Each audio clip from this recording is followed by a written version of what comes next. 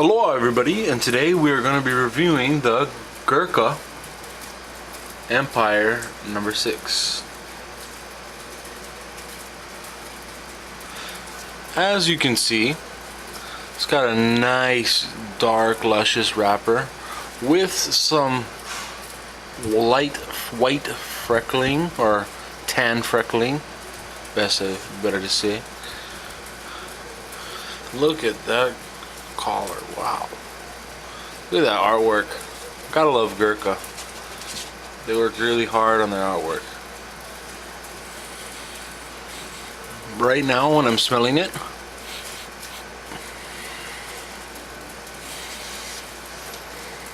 kind of like a leather sweet kind of smell to it, and light wood notes, not really strong on the wood notes. Let's do this cutting. Let me line it up. Right now I'm using Cigar International's matches that you get for free when you get an order. So here you go.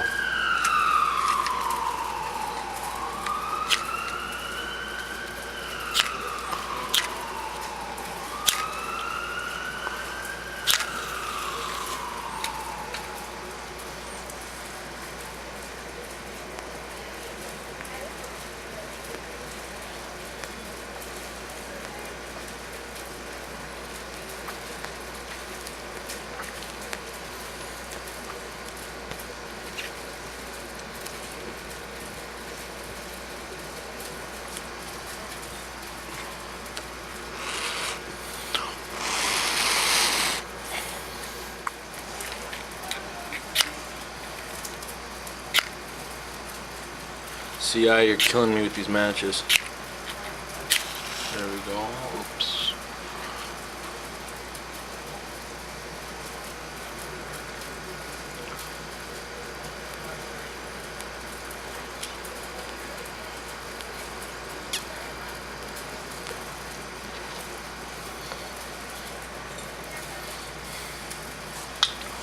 Actually looks like it's evening out now.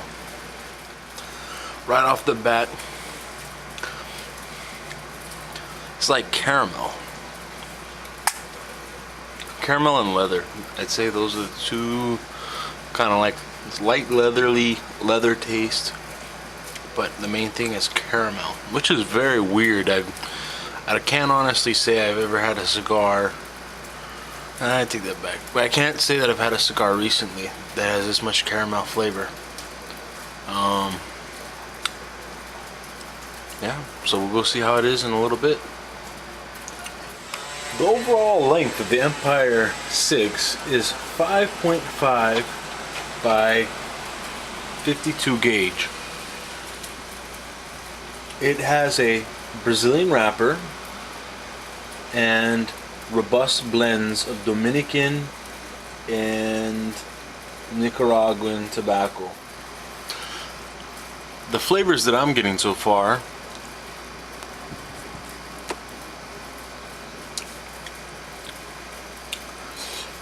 I'm getting a like a kind of like a caramel.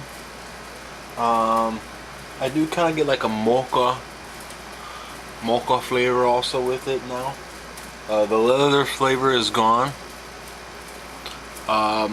Very mild cigar, easy smoking. I'm surprised being so dark it doesn't have that much of a bite. It's a very lovely cigar. You can see, just got that real nice look to it. Burning okay. I have a little bit of canoeing on the side right here, but you know, that might just be my wrapping. That might just be my lighting. Okay, as you can see, we're almost done with this cigar, and look at that ash. That is incredible. That's like what? A little bit over an inch and a half.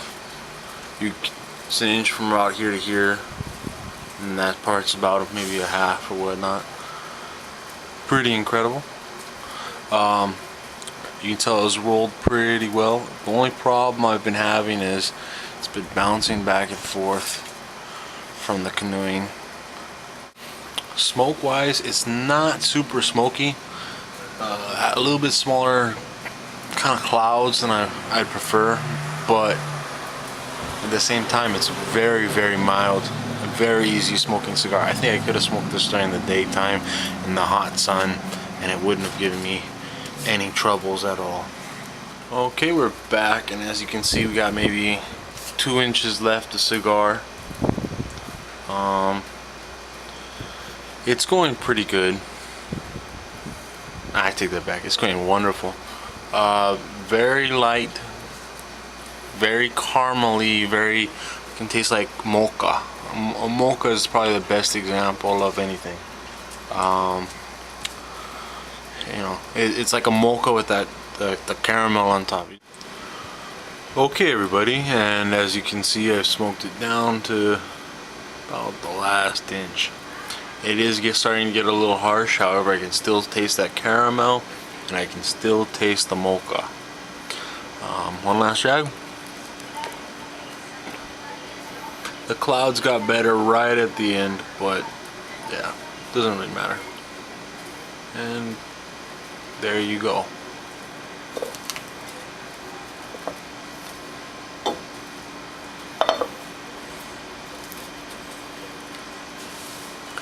Now, a couple things I'd like to say about it. I'm going to group everything into 3 categories. It's either going to be flavor, appearance, and overall smokability. Smokability, I'm referring to how it burned. If it burned weird, did I have to relight it or whatnot. So overall appearance, it was a beautiful cigar. Yeah, it was a beautiful cigar. It looked great. Not much more you can say there. Alright, and then the second part is flavors. The whole time I had the caramel flavor. And originally it started off with like a little leather tinge, and that went away pretty fast and it developed into a mocha, kind of mocha frappuccino kind of, you know, flavor, minus the whipped cream on top. The caramel was also very strong. Those are the only 2 really flavors that I could taste all the way through the cigar. And at the very end it got a little harsh and the mocha kind of started to go away just a little bit, but was still somewhat present. The caramel was present all the way through.